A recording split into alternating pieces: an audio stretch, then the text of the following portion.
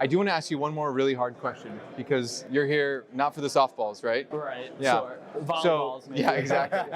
Do I automate a process or do I optimize a process first, right? Am I the Lean Six Sigma all the way, Right. optimize it fully, and then worry about automating it? Or do I automate it first? Looking at the business goal as the primary driver, and then figuring out how to improve and automate with all of modern technology in mind, I think is better than trying to do one or the other for any just given use case. Do you see value in, let's say I've got a process that isn't optimal, right?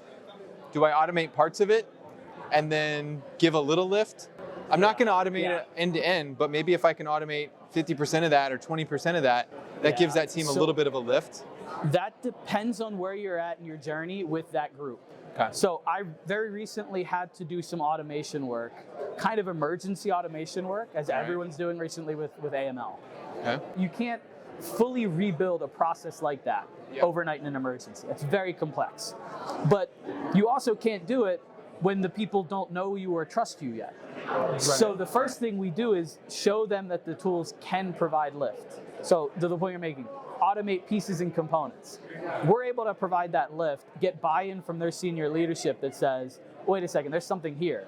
Maybe we should let that guy who keeps talking about, rebuilding the process, maybe we should listen to him and see what we can do and get something fully funded, a real project set up, and then build from scratch. But it's a matter of short-term versus long-term. You can always plug little holes, but to really fix something, I think you have to take a look at it from end to end. We talked about like use case selection and some of these other things, and there's a couple different parameters, and one of them is like being strategic. Like, is this going to, effectively what I'm hearing is like, is this going to build trust? Yeah.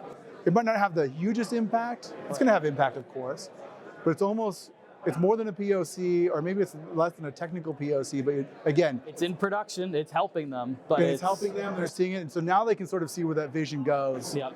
And you can connect to where that sort of the bigger piece is, right? No, I like that. And I think that's a great way to also explore maybe working with a new group, starting with a relatively small, low lift automation and showing them just like a taste of the value of automation. And that can be a low lift for your team, but also something that's relatively easy for this team to adopt. A lot of the work that we do as the COE isn't just automation focused, because we're working on solving the enterprise's problems.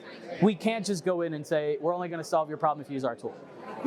A group might come to us and we walk them through how we would look at their process and what they need to fix. And if we were to fix their process and then they realize, oh, you know what, we don't need any technology. It turns out we didn't need to be doing this. Whatever, something like that. We might have helped them get that lift just by providing them some strategic guidance. They didn't use our tool, but now they trust us. They've gotten benefit. The organization's happier. So it doesn't always come down to building something for them. Sometimes it's just there to be a helpful hand. That's such a great point. I love that. Absolutely love that. Hey, listen, man, thanks for taking some time out of your busy schedule. Glad to see you here in Austin at Imagine, and really appreciate the insights and for taking on the you took the hard questions. The tough ones. Thanks again. Oh, those were the hard ones? I thought those were the. Oh, okay, yeah. No, we got more. Okay. That's good. Thanks again, Matt. Appreciate it.